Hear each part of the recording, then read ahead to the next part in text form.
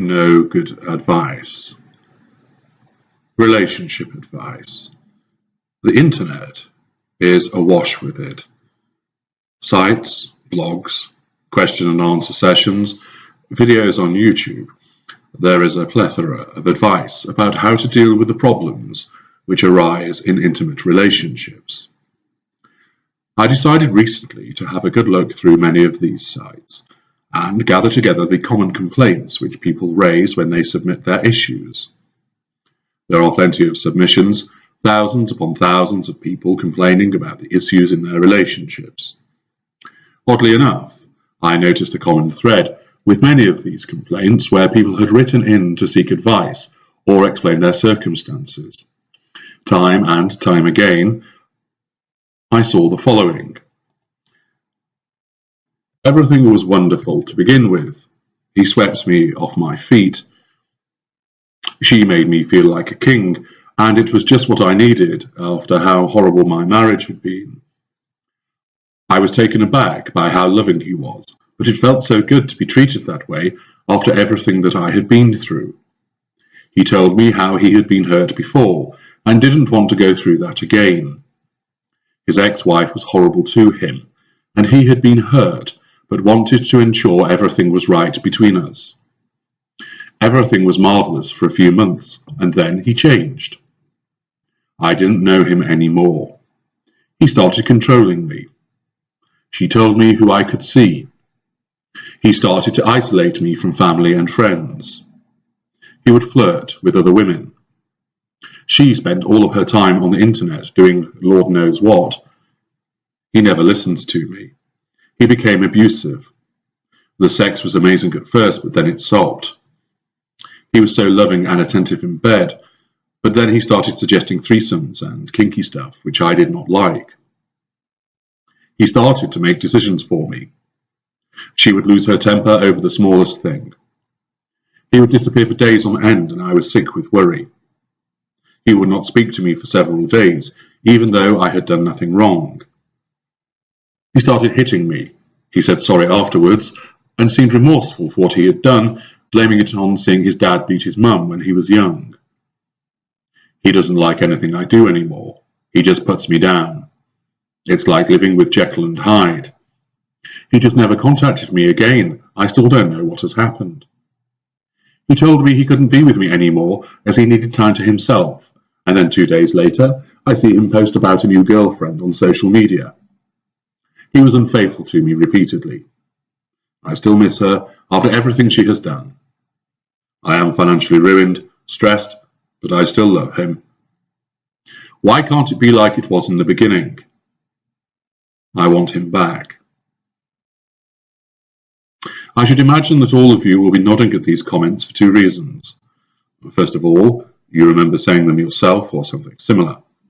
Secondly, you now realise what was actually behind these behaviours. People like me. Over and over again, I saw questions and tales which all had the common theme of brilliant start, became someone else, dumped me, I was heartbroken. Hundreds upon hundreds of these stories, these tales of misery and woe, a litany of despondency and confusion that has been piled up in the inboxes of the relationship advisors and gurus. I scrolled through them all, reading the replies, the advice, and the suggestions. I read the analysis. I digested the observations and spent some considerable time doing so. What did I see? Not one person raised the possibility that the person seeking advice had become involved with a narcissist. Not one. Many of these blogs and relationship advice sites were clearly popular. Some were established names linked to lifestyle magazines and newspapers. Many directed you to their services for counselling and relationship toolkits. Many of them trotted out similar comments and platitudes. Too often, they read like the first world tribulations of a scene from Sex and the City, rather than the abusive, destructive, and harmful actions of dangerous narcissists. Yet not one of them raised the suggestion that a narcissist was involved. Now, naturally, it is not the case that behind every relationship woe there is a narcissist, but I know that those of you reading this with the benefit of the enlightenment you have achieved, knows that there is a good chance that problems of this nature, as described repeatedly in the problem pages of these sites, are something to do with people like my kind. Yet, nobody was offering this as a possibility. That shows the scale of how easy it is for us to do what we do and pass undetected. It shows the staggering lack of knowledge about what we do, say, think, and do, and the naivety of so many people, including those who apparently understand relationship dynamics. Instead, I saw standard and repeated responses, such as, "He is clearly a commitment phobe." No, he doesn't want to spend time with you because he is devaluing you and is actually seducing someone else at the current time. Or they might say something like, "You have outgrown each other." No, you never grew together to begin with, because it was all predicated on an illusion, and his lack of interest now is symptomatic of his interest being elsewhere. Then again, there may be a comment such as, "He may just be tired or stressed from working hard to support you and your children." True, or he might be a narcissist who uses his rage to intimidate and control you. Have you considered that? They write, "You may have unrealistic expectations about the relationship." Damn right you do, and we all know why that has happened, don't we? Or, "You need him to take responsibility for his actions. He cannot keep blaming you for everything." I say good luck with that one. Or, an all-time favourite, "He just might not be into you." Half right, I suppose. He just isn't into your fuel anymore. He is into somebody else's. He might be bored with life, and not you tried harder to interest him. Again, good luck with that one. Some go for the industrious approach. Relationships require hard work. Don't give up. Keep working at it, and you can overcome the problems together. You've just been told to sign your own death warrant with that advice. Or they may add, some people have anger issues, but that can be managed with understanding and therapy. Or then again, they may have fury, which ignites at the slightest provocation and always will. Sometimes you are given the inevitable, well, being hurt is part of a relationship, you'll just have to deal with it. Well, it certainly is if you get ensnared by my kind. I'm not suggesting that every problem in a relationship is as a consequence of the other party being a narcissist. That is unrealistic. However, the number of times I read about what was clearly the narcissistic dynamic of seduction, devaluation, and discard was significant.